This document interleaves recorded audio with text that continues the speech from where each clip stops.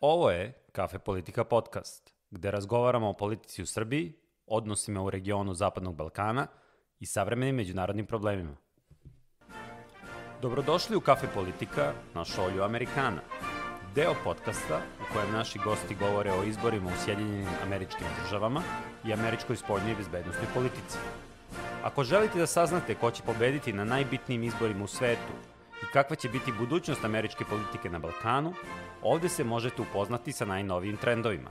Sa vama su naši eksperti koji vam omogućavaju najnovije uvide u svet Amerike, Milan Krstić i Stevan Nedeljković. Dobar dan, dobrodošli u podcast Amerikano. Moj današnji gost je Marko Dašić, docent Fakulteta političkih nauka, a ja kao njegov domaćin sam Lijana Stanković. I za početak, Marko, hvala ti što si izdvojio vreme da govoriš za podcast. Dobar dan, Lijana, hvala na pozivu. Za početak da krenemo od istraživanja koja sam baš uoči ovog razgovora videla, a to su Bloombergova istraživanja koje se tiču ekonomije i odnosa Bajdena i Trumpa i birača prema njima na osnovu tog kriterijuma. I oni kažu da anketa za anketom pokazuje da birači, kada je reč o ekonomiji, više veruju bivšem predsjedniku Trumpu nego Bajdenu, koliko to utiče na negde ishod tih kandidatura koje tek očekujemo.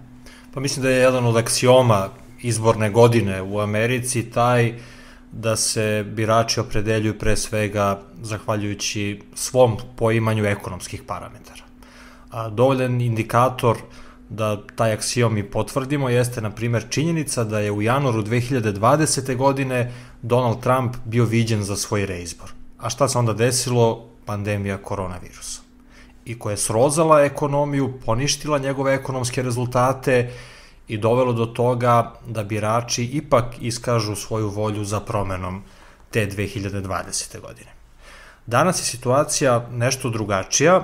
Ekonomija je nešto bolja nego u drugoj polovini te 2020. godine i mislim da ta istraživanja možda pomalo i nepravedno kritikuju i pripisuju odgovornost Bajdenu za to nešto slabije ekonomsko oporavljanje nego što su možda birači očekivali. Mislim da Bajden nije pokazao loše ekonomske performanse u dosadašnjem toku svog mandata.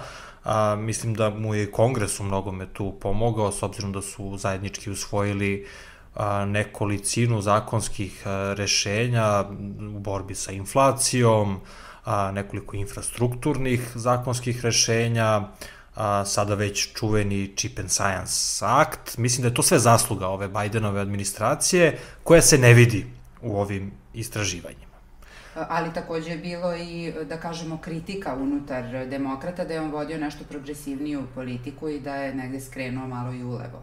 Jeste, i mislim da on možda tu i politički pragmatično pokušava da konsoliduje tu taj, uslovno rečeno, levičarski deo demokrata koji je bio naklonjen možda malo i Bernieu Sandersu u prethodnim izbornim ciklusima i sada usled odsustva nekog takvog kandidata, trećeg kandidata uslovno rečeno, a opet kandidata unutar Demokratske partije, Bajden pokušava da privoli te birače sebi, ne samo da ih pridobije za svoju agendu, nego da ih jednostavno motiviše da izađu na izbore, s obzirom da sam stava da je apstinencija možda glavni neprijatelj demokrata i ove 2024. godine, kao što je mogla u stvari da bude 2020. godine. Birači u Trumpu vide nešto što je mnogo konkretnije, pragmatičnije i ne u pežorativnom smislu, ali jednostavnije u svakom smislu te reči. On se obraća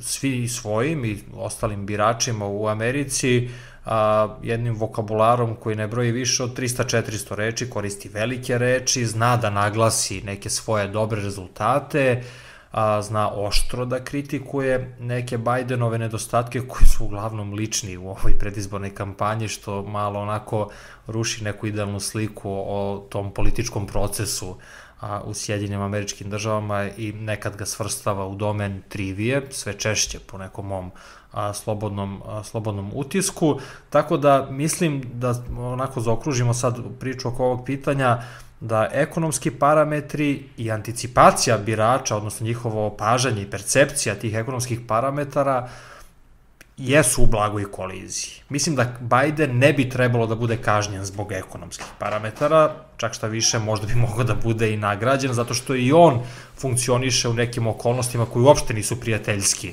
za obavljanje ove najviše izvršne funkcije u američkom političkom sistemu, a mislim da se Trumpu možda malo i vraća, to što se kaže, milo za drago, s obzirom da je njega druga polovina 2020. koštala reizbora i to za vrlo malu, usku marginu, što mu možda malo i hrani samopouzdanje pred ovu 2024. A da li uopšte ta istraživanja njih dvojica uzimaju u obzir, odnosno ajde u ovom slučaju konkretno Biden, s obzirom na to da nije izvesno ni da će on biti kandidat, jer je i sam imao neke izjave koje bi mogle da se tumače da ukoliko Trump ne bude, možda neće ni on biti. To je onako malo izvučeno iz konteksta. Biden je umeo da kaže, ja sam jednom pobedio Trumpa, mogu ponovo. Međutim, pa sada o tome ima već skoro mesec dana, pitali su ga novinari da li je on jedini demokrata koji može da pobedi Trumpa. On je rekao, znam još bar 50 demokrata koji bi mogli da ga pobede, naravno nije imenovao nikoga, neće čovjek ni sebi da pravi konkurenciju unutar partije, ali to je nekako dalo povoda da se u javnosti pokrene priča o planu B u Demokratskoj partiji. Naravno, taj plan B jeste neki drugi kandidat, a ne Biden, i ima mnogo razloga da se o tome razmišlja, da se o tome razgovara, možda već postaje malo i kasno za profilisanje nekog takvog kandidata, osim ako se taj kandidat ili kandidatkinja ne pripremaju u senci ove predizborne kampanje koje je u toku i koja je usmerena isključivo na unutarpartijske izbore. Mislim da je glavni adut Josefa Bidena isti kao i 2020. On u svojim govorima ne propušta da kaže da je Trump neprijatelj demokratije, da se Amerikanci opredeljuju za očuvanje osnovnih vrednosti, temeljnih vrednosti političkog sistema i uopšte društvenog uređenja u Americi. I to je nešto što je on govorio i 2020. godine. Međutim, onda se stvar malo preokrenula da sada i Trump govori da je Biden neprijatelj demokratije, tako da se opet... Ali ipak na strani Bidena su svakako ove optužbe protiv Trumpa koje se upravo tiču toga. Jeste, bilo je, ako se sećate, i onog pronalaska papira u Delaveru, da je i Biden dok je bio senator i potpredsjednik možda neke papire koje nije smeo da iznese iz svoje kancelarije, ipak odneo svoje kući. Naravno, to nije imalo dosta opravdano, toliko odjeka kao ove optužbe protiv Donalda Trumpa. Pravni tim Donalda Trumpa se trudi s jedne strane da malo prolongira te pravne procese koji bi trebalo da se završe posle predsjedničkih izbora u njihovom željenom mišljenju, ali pokušavaju i da delegitimišu i da možda ospore i legalnost procesa koji se vode protiv Trumpa. Dakle, njegov pravni tim pokušava nekoliko stvari. Prvo, da u pojedinim optužbama, da sad ne idemo previše, pošto nam nije to tema dubinski, da ospore uopšte pravo nekih sudova da se bave Trumpovim krivičnom odgovornošću za vreme dok je obavljao predsjedničku funkciju. Dakle, pozivaju se na tu vrstu imuniteta koju je imao kao predsjednik. To se naročito odnosi na procese u Džordžiji za njegove pokušaje, optužene za pokušaje da preinače izborne rezultate. Druga stvar, pokušavaju da sve ono što je on govorio 6. januara 2021. godine da podbedu pod ustavni amandman koji garantuje slobodu govora i slobodu mišljenja. Dakle, to je nešto što je prijemčivo uhu američkog građanina. I sveto i neprikosnoveno u Americi svakako. Tako je, ali je to malo onako jedan nategnuti argument. I treća stvar jeste da taj čuveni 14. amandman koji sva odgovorna lica koje su učestvovala u pobuni ili posticanju, potpirivanju pobune protiv ustavnog poretka, lišavaju mogućnosti da budu ikada nosioci bilo koje javne funkcije od lokalnog do najvišeg saveznog nivoa, osporavajući uopšte primjenu tog amandmana na predsjedničku funkciju. Dakle, pravni tim Donalda Trumpa, iako Trump deluje onako prilično pun samopouzdanja kada pokušava da koketira sa svojim biračima na temu ovih pravnih procesa, pravni tim se ipak ozbiljno bavi time i pokušava da odbrani svog klijenta. Naravno, sada su onako izgledne i neke odluke Vrhovnog suda koji će se svakako truditi da ostane u niskom profilu dok traje izborni proces. Jednostavno, Amerikanci ne žele da im sud određuje za koga će i kako da glasaju. I mislim da je Vrhovni sud svestan ugleda, autoriteta koji ima u američkom društvu i da će pokušati da svojim odlukama, ako ih bude usvajao, a nešto će definitivno morati, s obzirom na razvoj događaja u sudskim instancama na nivou saveznih država, pre svega Kolorada i nekih drugih, mislim da će pokušati da ne utiče presudno na to da li Trump ima pravo ili nema, ali je nesumnjivo da je demokratija okrnjena. Okrnjena je zbog mnogo drugih razloga u Americi, ne zbog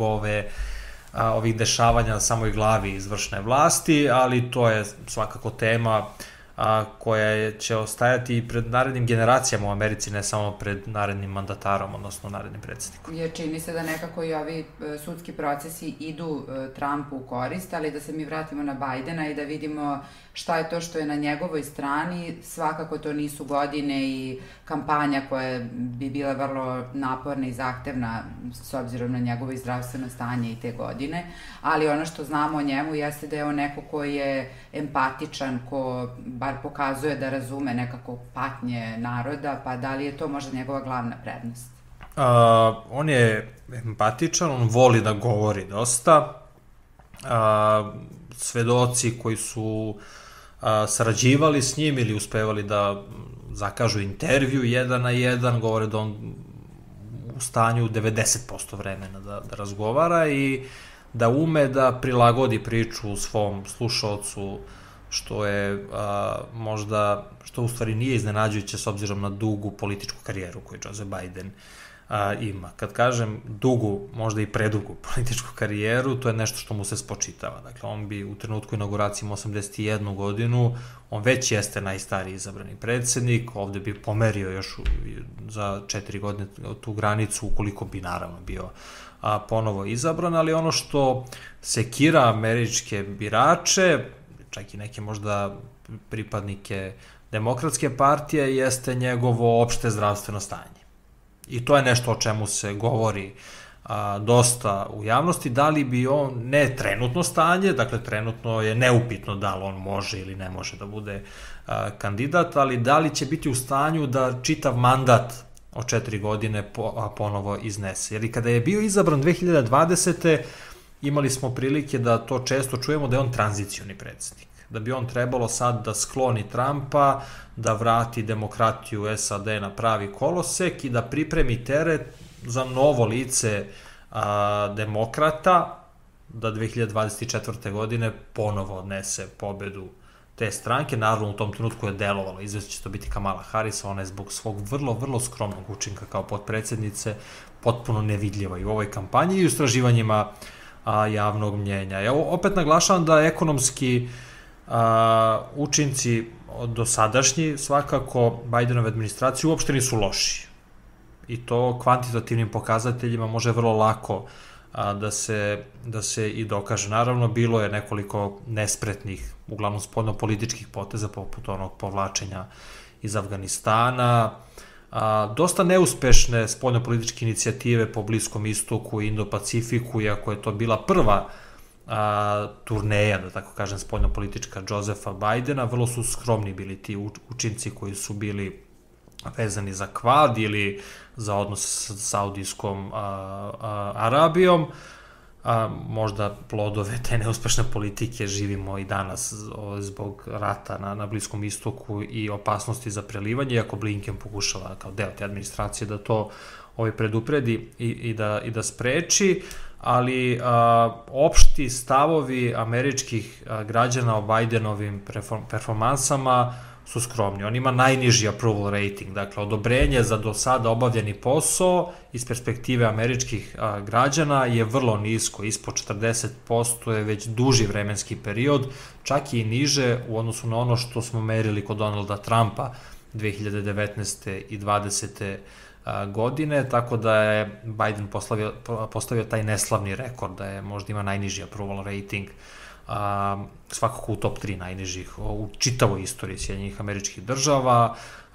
Možda je deo njegove odgovornosti to što se američki birači osjećaju apatično, da su anksiozni kada razgovaraju o politici, da veliki procenat prema vrlo relevantnim istraživanjima, Gallupovim recimo, smatra da Amerika ne ide u dobrom pravcu, dakle neki opšti odgovori bez konkretnih nekih pitanja su vrlo negativni i u korelaciji sa Bidenovom administracijom. Sad, deluje mi da demokrate kao da nisu svesne toga i da dozvoljavaju... Ali imaju li uopšte jačeg oni kandidata od njega, s obzirom na to da ukoliko bi Trump bio taj protiv kandidat, da kažemo, da li imaju nekog umesto Bidena i da još objasnimo samo jednu stvar, ukoliko bi Biden odneo pobedu demokratama sada, s obzirom na godine i sve, ukoliko se dogodi nešto američkom predsjedniku, praktično funkciju preuzima potpredsjednik. Koliko bi možda to bio dobar potez da izborom nekog dobrog potpredsjednika na neki način produži vladavinu demokrata. Da, to su pokušavali 2020. sa Kamalom Harris, ona nije opravdala ta očekivanja, tako da sumnjam da bi ona bila ponovo dobro rešenje. Sad, o tome se naravno odlučuje tek posle partijske konvencije, odnosno tada će se znati, glasa se posebno o kandidatu za predsjednika i posebno o kandidatu ili kandidatkinje za potpredsjednika. Trenutno su u igri Marianne Williamson i Dean Phillips, dakle potpuno nepoznata lica našoj javnosti. Dean Phillips ima kakvu takvu političku karijeru, s obzirom da je od 2018. biran iz države Minnesota za predstavnički dom, dakle u 3 mandata, ali je on po svojim stavovima apsolutno pro-Bidenovski orijentisan. Zovu ga Biden naše mladosti. Da, i apsolutno možda igra na kartu, ok, Biden ima podršku, a ja ću zahvaljujući tome što imam stavove slične njemu, što mu se nikad nisam protivio, ali sam u boljoj formi, on ima, 57-58 godina, da ne nagađam sad, nisam najsigurniji, da možda iskoristi ove pridike ka Bidenu u vezi sa godinama i opštim zdravstvenim stanjem. Marianne Williamson je neko ko je potpuno bez političkog iskustva, ovo je njena druga kandidatura unutar partije, prošli put je prošla loše, sada je opet na nekim jednocifrenim brojevima, deluje mi da bez neke prevelike ambicije i nade ona prilično dugo trči tu unutar partijsku trku. Mislim da pravi protiv kandidati nisu želeli da se kandiduju, jer je praksa takva da posle prvog mandata se pruža jednostavno podrška aktuelnom predsjedniku da pokuša da se izbori za još jedan mandat. Vrlo je malo slučajeva u istoriji, ne znam, Lyndon Johnson nije hteo drugu kandidaturu iz vrlo opravdanih, da tako kažem, razloga, ali demokrate i tekako imaju kandidate koji bi mogli da imaju taj kapacitet na sam dan izbora da izvoju pobedu, poput, ne znam, Gavina Newsoma, guvernera Kalifornije, kog istraživanja javnog mnjenja vide, hvataju ga na neki način, ako on formalno nije kandidat, ali bih naglasio da je on rekao, neću se kandidovati protiv Josepha Bidena.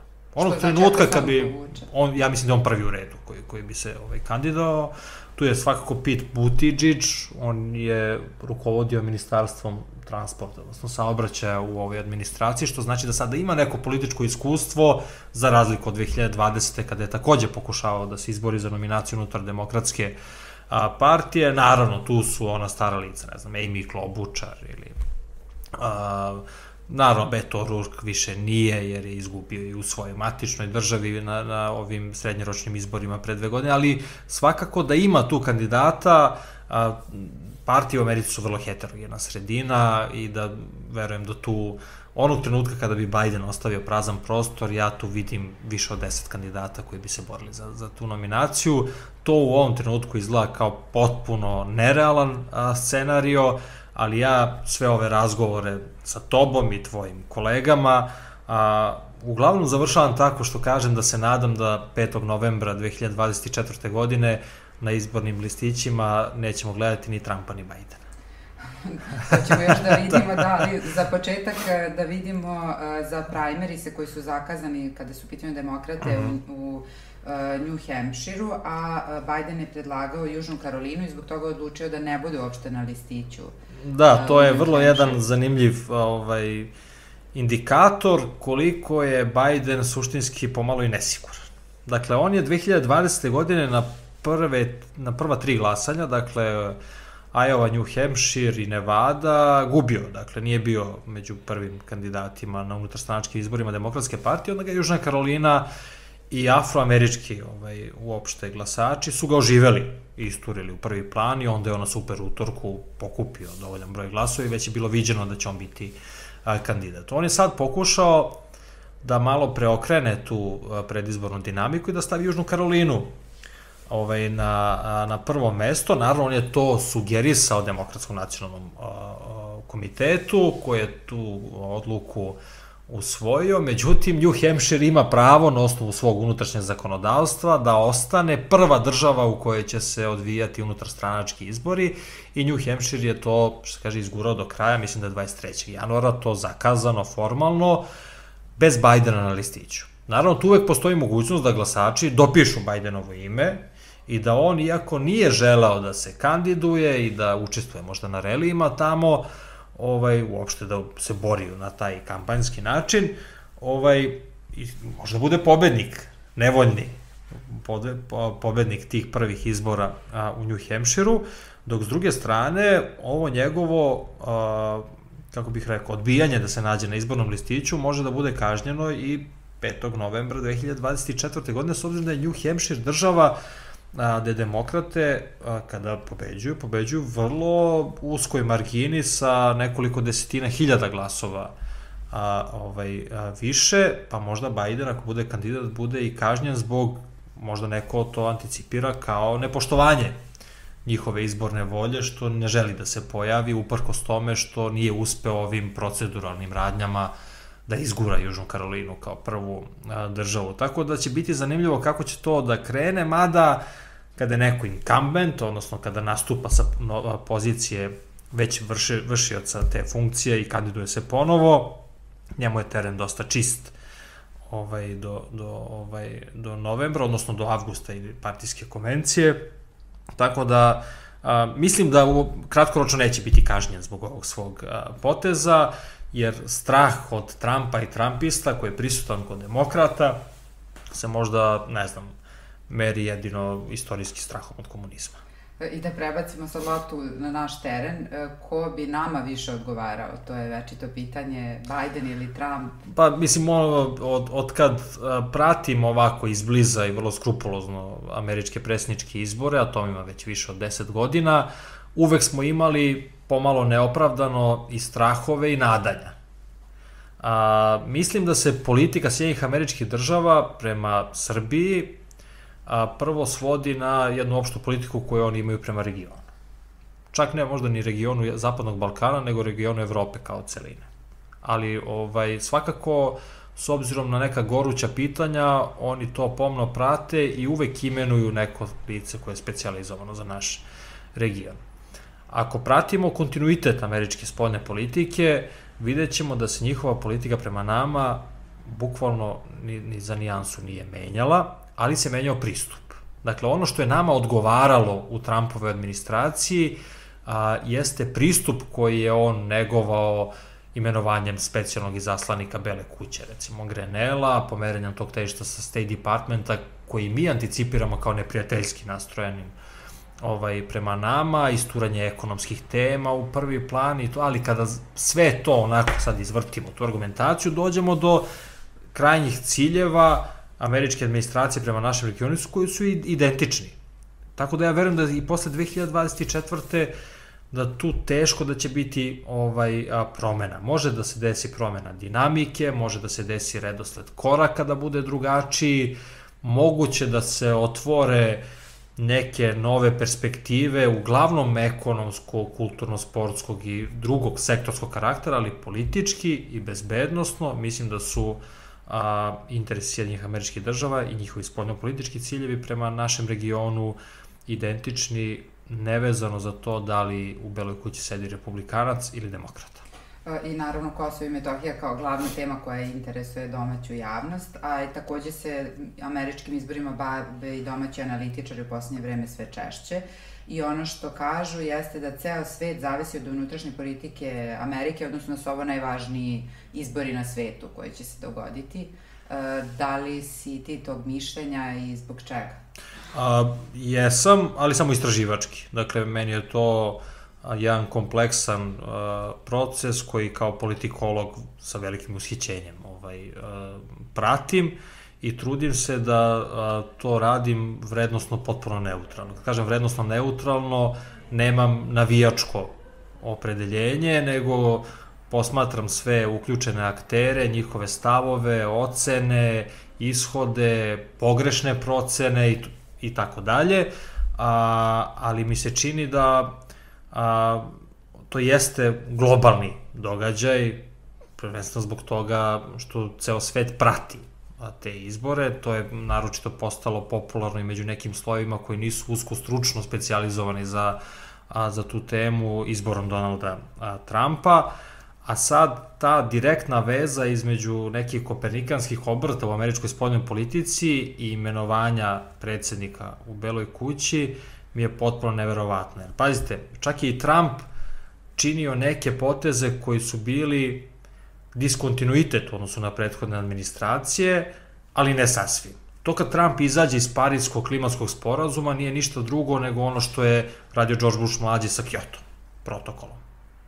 To kad Trump kaže, kritikuje NATO saveznike, nije ništa drugo nego sukob koji je američka administracija imala sa De Gaulom za vreme hladnog rata. Tako da ali kada Trump obnovi odnose sa Rusijom u smislu iskoristi svoje lične kontakte sa Putinom? Ja nisam siguran koliko možemo da verujemo rečima Donalda Trumpa koji kaže da će rat u Ukrajini da završi za jedan dan. Mislim, tu je toliko uloženo sa svih strana i toliko žrtava podneto sa svih strana, naročito ukrajinskih i ruskih, da to nije nešto što se rešava u jednom danu, makoliko taj transakcionizam, kako se naziva, Donalda Trumpa bio efikasan u nekim drugim sferama, poput njegovog biznisa. Ovo što uključuje teritorijalna, istorijska, identitetska, verska, geopolitička pitanja, makoliko neko bio vešt pregovarač, nije nešto što se rešava u jednom danu, ali svakako da bi on bio neko ko bi pokušavao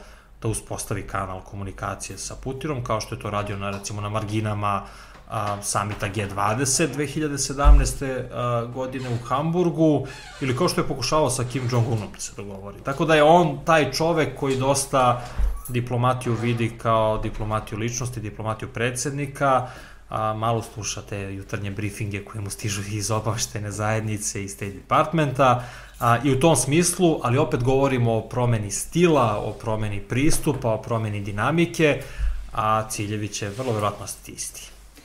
Hvala ti, Marko, na ovom razgovoru. Hvala još jedan put na pozivu. Hvala što ste slušali Kafe Politika podcast. Ostanite uz nas.